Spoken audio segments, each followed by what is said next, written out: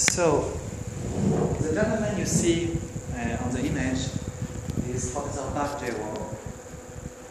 In 1987, he developed, he published for the first time his paper on Su Jok acupuncture and acupuncture. So he has a very interesting story because he started in business and law. This is what he first studied. And after looking for oil for a long time in Korea and spending about $50 million of the family, that was his father's dream and task, he will find oil in Korea. So he did what his father told him, spent the money, didn't find oil, and then there were no more money, he was free to do what he wanted. And so he went from law and business, he went back to university later on and studied social work, and he specialized in being a social worker in hospitals. And he started to work in the biggest hospital in Seoul. And so he was helping the people with the worst cases that could not survive and that were disabled. So that must have inspired him a lot of empathy. And so he looked at the fact that many people's health was not properly helped with the regular medicine. And he went and looked for alternatives. And what he found is that Oriental medicine was very powerful. And he researched Oriental medicine very extensively, and within the Oriental medicine, he specifically decided to go study Chinese medicine, acupuncture. And then he started to study, at age 42 approximately, started to study acupuncture. And he was amazed by the law of the yin and the yang and the 5 elements, which are the basis for that. And the Neijing, the book that was written about 4,000 years ago, even a little more, of the Yellow Emperor, became his Bible. He knew it by heart. And he felt that many secrets were still hidden. Was passed from teacher to student orally for almost 3,000 years, and only when the papyrus came into China 2,200 years ago, it was written. Many parts were missing, but the style in which it was written was so beautiful, so poetic, that each time someone tried to fill the blanks, it will not be accepted because they will see it's not the original. So like some people say that this Neijing, this book, is like the Bible or the Quran or the Ancient Testament or the new one. It's a very special book with great wisdom. Because you will see that the technology which is in the Oriental medicine, in the acupuncture, with the time and the hours and the meridians and the emotions, the energy could not have been conceived by human intelligence. This is what scholars say. And this Yellow Emperor, which wrote that book, in which the yin and the yang theory and the 5 element theory are described, they often call him the son of the stars. That's one of his names. And maybe you will be familiar with this concept. It is said that his mother, which was a virgin, one night walked in a starry night, looked at the multitude of stars, she saw a spiral and felt energy, and she was pregnant. You might have heard a similar story with someone in Jerusalem, Nazareth. But that was about almost 5,000 years ago. So he put a great emphasis on this book and the Yellow Emperor and the story of the Oriental medicine. And these 2 big volumes, which is this book, are written in form of question and answers, a little bit like what we're going to do tonight. And in the first volume, the young emperor, as a child, is asking his teacher some questions. Why is the sky blue? And what to do if someone is angry or ill this way. He needed people to pay taxes, but the people were sick, so needed to make them healthy. So he decided to make a great medical system. And in the first volume, he asked questions, and his teachers, the counselors, the teachers, the doctors answer to him and tell him if someone has anger, it will harm the liver, for instance. And you should treat it this way, with this point of acupuncture and this point. And then in the second volume, he's still a child, but the teachers are asking him questions and he gives the answers, he teaches them. It is said that the son of the stars learned one thing and knew 100. So Professor Park was fascinated with the mystical aspect of this Oriental medicine, with the magical aspect of it. And he studied those books very deeply, very profoundly and extensively. And he felt that something was still missing, those blanks that were not filled. So he meditated. He wanted to help the people in the hospital. He saw how people were suffering. And one day, as he was having a very strange feeling, a very special feeling, he felt he went into a deep meditative state, watching the sky above before he had to breathe. He had this strong wish. I would like to find a good way, good technique to help the people. Time passed, and maybe 6 months later or a year,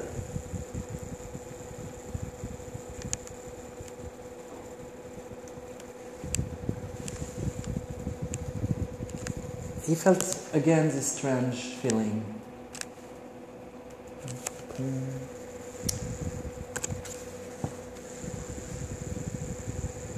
As he was looking at the sky, and he saw an image of a hand coming toward him.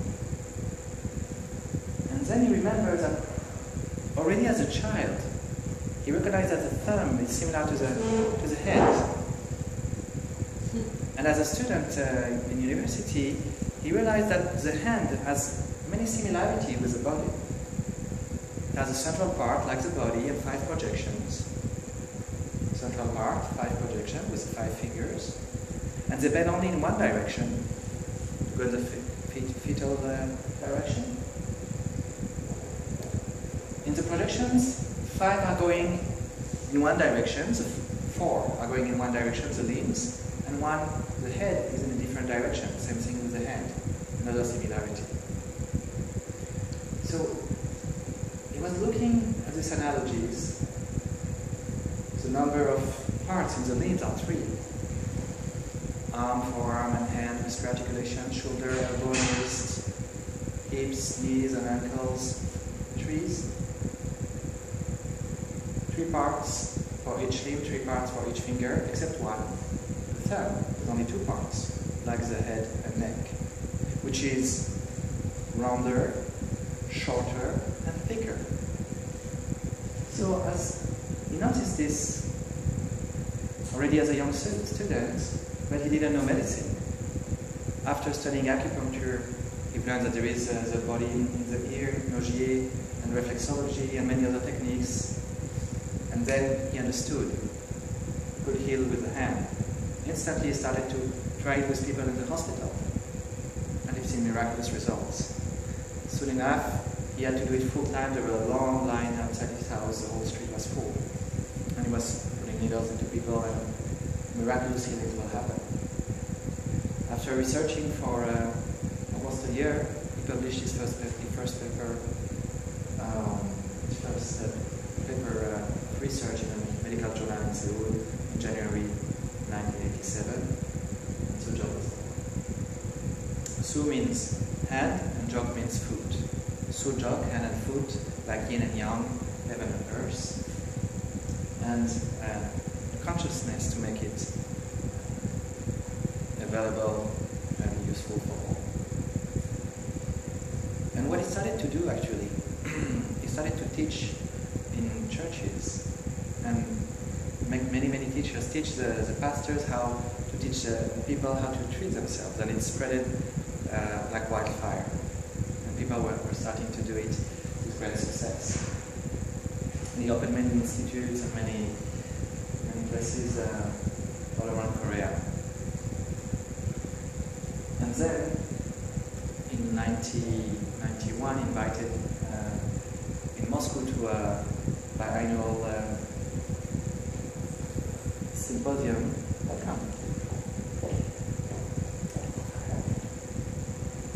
on alternative medicine and the Faculty of Medicine. He gave a conference for 1,200 doctors. There were many other speakers. But he gave a 5-minute talk and explained and said, anyone with a headache, treat your head through the thumb. Anyone with a neck problem, turn your thumb. Anyone with a chest problem, find the turning point at the base of the thumb and stimulate it, etc., etc. At the end of the 5 minutes, who did it? Raise their hands. Who's better? And almost everyone raised their hand. And there were an awe and huge applause, and they wouldn't let him go. So he had to continue and teach a few more days. Not only in the small hall, but which is the big amphitheater, the big auditorium. 1991, this is Perestroika. The curtain of iron just disintegrated with Gorbachev. The Soviet Union is collapsing. Hospitals don't have any more medicine because it was funded by government and now it's only private. So only the rich can afford healthcare at this moment. And so the doctors that he was teaching during the first course started to invite him all over to the hospitals. He started to teach there. And first in Moscow and then in many other places, in St. Petersburg, Kazakhstan, many other places. Almost only the doctors would enter in the hospital. And he worked a lot in Chernobyl, for instance. There's a lot of cancer patients with thyroid tumors that would not be helped in any other way. And as he will do the treatment and teach them to the doctors, people will heal. And so instead of continuing traveling all over the world, he focused because there was a great need at the moment. And the medical community was crying for help. And so the Sujok became extremely popular among physicians inside hospitals in the Soviet Union. Many institutes were created. Actually, your father, which is a physician, studied in Siberia. Armenia. In Armenia, yeah. In the 80s. In the late 80s, Sujok started to spread, early 90s in the Soviet Union. Did he study before the 90s, Sujok? Yeah, more recently. And so, with the huge diaspora of the Russian doctors, after the Soviet Union disintegrated, they started to spread this outside. But besides India and the Soviet Union, the Western world is mostly virgin. And one of the things we're doing here is we start to plant the seeds. So anyone can hopefully practice it, be its own doctor. Because the vision is to have a doctor in every home, in every family, that everyone can treat himself, herself, and its surroundings. So this is a little history of the Sujok, the founder, and how it became popular. And now, I'm going to show a few ways to do it, a few ways to use it, a few ways to diagnose, and a few ways to treat, how to do it efficiently. Since we see 14 articulations, the big ones in our body, 3 for each limb, shoulders, elbows and wrists, hip joints, knees and ankles, the upper part of the neck and the lower part of the neck. That's 14, and we see the same 14 articulations, 1, 2, 3, 4, 5, 6, 7, 8, 9, 10, 11, 12, 13 and 14. those articulations are very easy to activate through the hand. So if anyone has a problem in any articulation, it can be helped just by moving the same articulation in the hand. Mostly right hand will be faster for women as a yin, and left hand for men. Although it is acupuncture that uses needles originally, it's so efficient and so powerful that simple touch can often open and bring great relief to even a very chronic problem in an articulation, even congenital disease. So orthopedists and pain doctors will help a lot of the patient with this, and also teach them what to do at home. So between sessions they can continue improving. The psychiatrist will use it to help their patients with psycho-emotional problems. The oncologist will ease the side effects of the chemotherapy and radiotherapy. But also, finding the point of some tumors, they will shrink sometimes immediately. When it's external and you hold the tumor between your index finger and your thumb, with breast cancer, which is very common nowadays, unfortunately, sometimes as you press the points in the hand, it's becoming thinner, and it melts.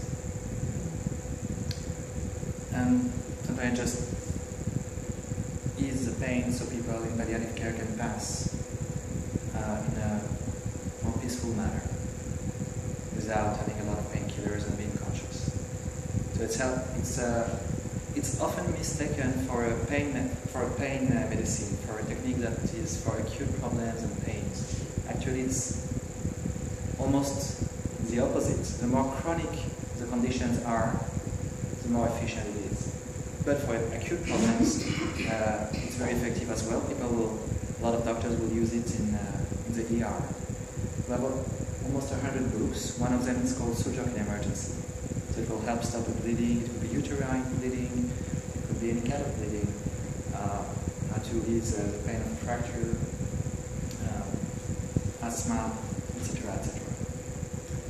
In the past 4 years, I've taught almost exclusively to physicians in different countries. And before that, I've established schools in different countries. We've taught about 5,000 people, mostly alternative medicine practitioners, trained in Western and Eastern medicine, a lot of them, and even children, mothers. So anyone can do it, even if you're not a doctor, even if you're not an acupuncturist or a chiropractor. If you have a hand, especially if you have two, you can do it easily and instantly. Quick question. Is it the same thing? Same organs on both hands? Yes. Yes, it is. So it's the same on both hands? It's the same on both hands. So I see already that we have a few patients that are interested. Yeah, you just got a bronchitis. Oh, goodness. So let's see how we can help you. First, I'm going to demonstrate how we can use the articulations of the hand in order to get some relief, some improvement in the articulations of the body. So maybe we'll start from top to bottom. So anyone has any neck issues? That's quite common. 1, 2, 3, 4, 5, 6. Sometimes tonight. Not too bad. Okay. 6 is a good number. I'm gonna show you how to do it, and then I'm gonna have you do it to each other. The idea tonight is not only that you will have a pleasant day, but also that you will live here with the basic skills to do it yourself.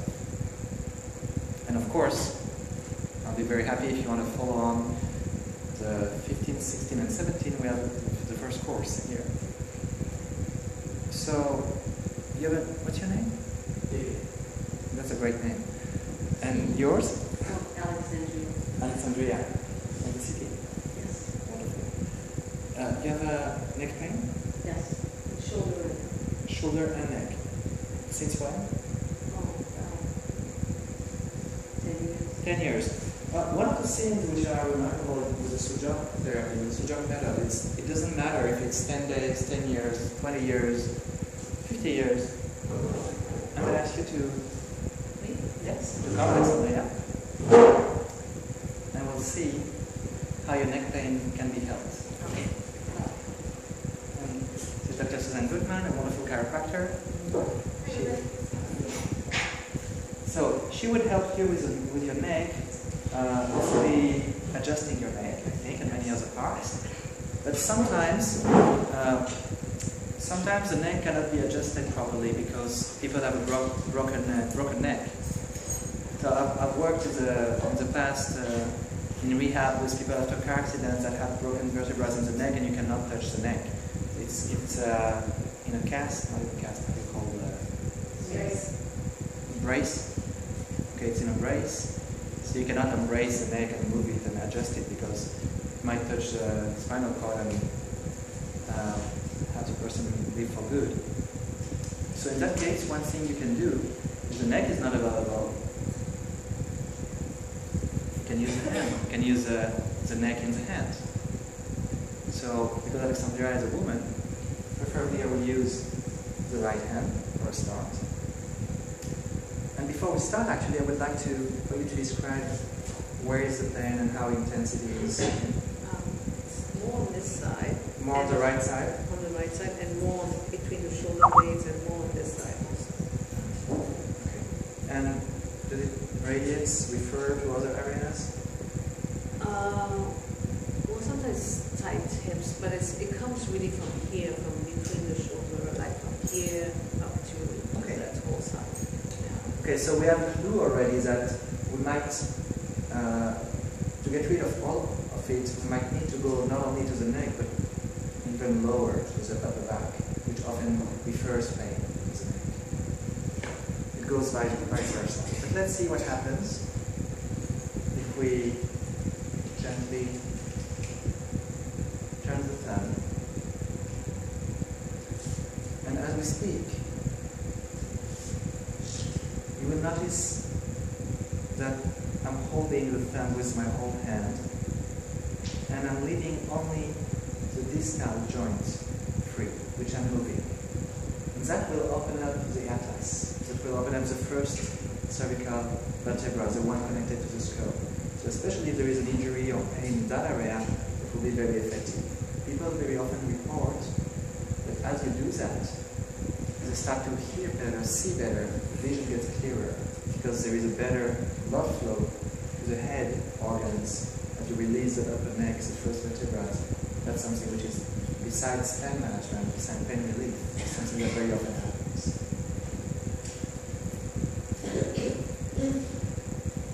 But let's see if that changes something in your sensation. I think it does. Yeah? What is the difference?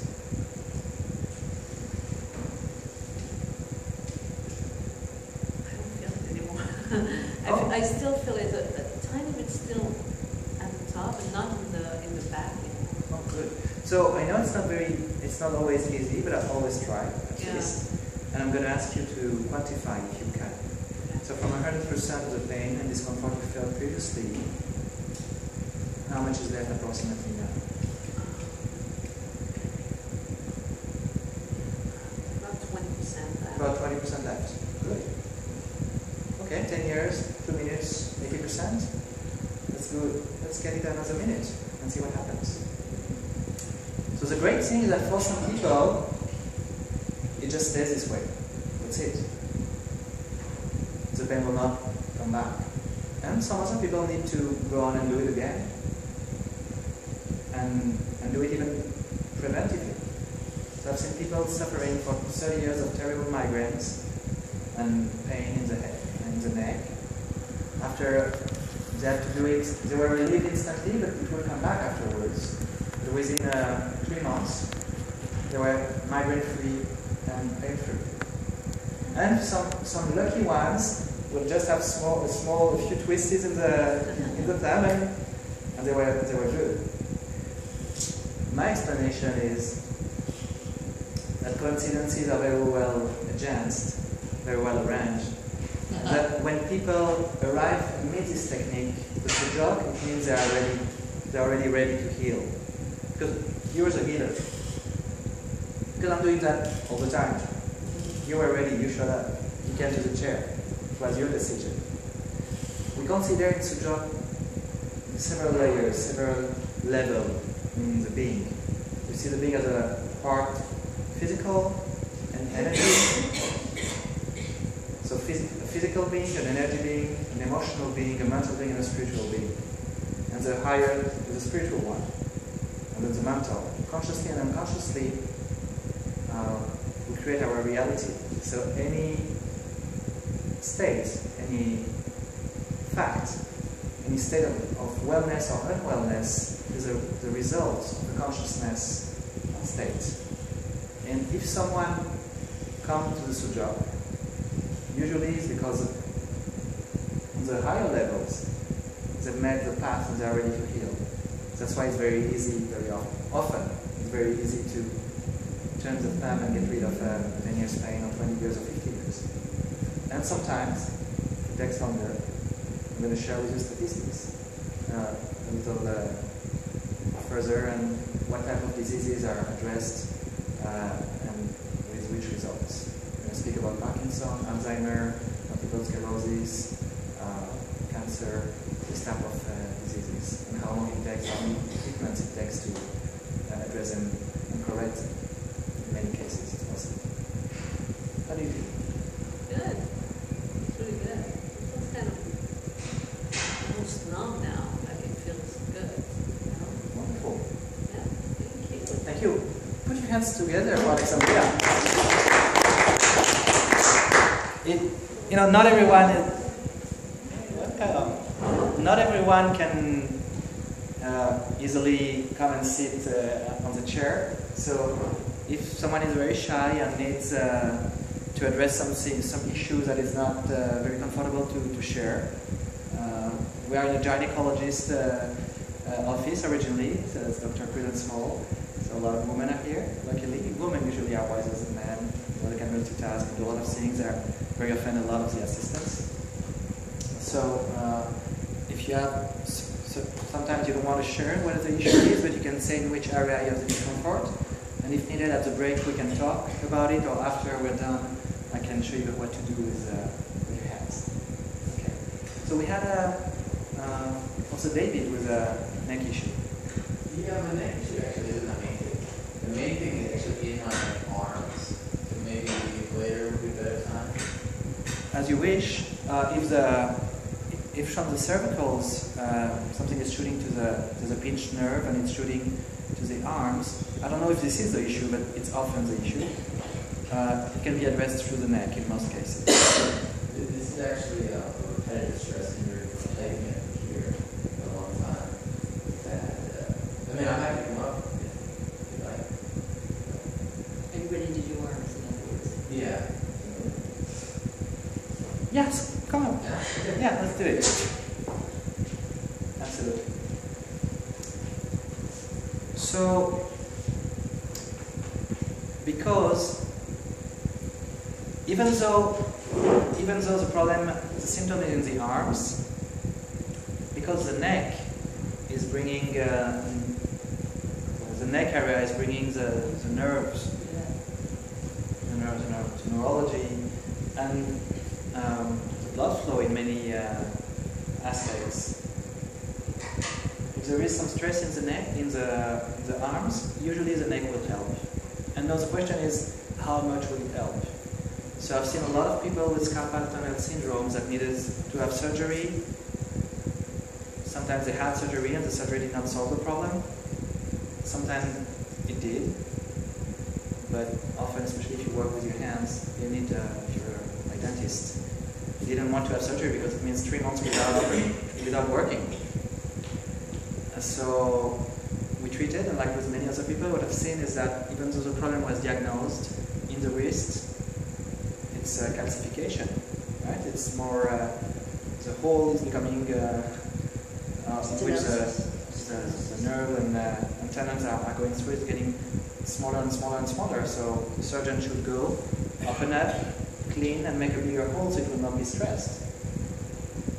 But what I've seen is that as soon as I treated the neck, almost everything went away, and within 3 sessions he was fine, and he went back to work and never had surgery. It was that was 10 years ago, 2003.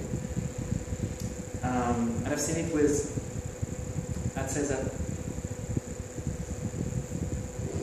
at least 80% of the carpal tunnel syndromes I've treated were treated thoroughly through the neck. I didn't need to address the wrists themselves.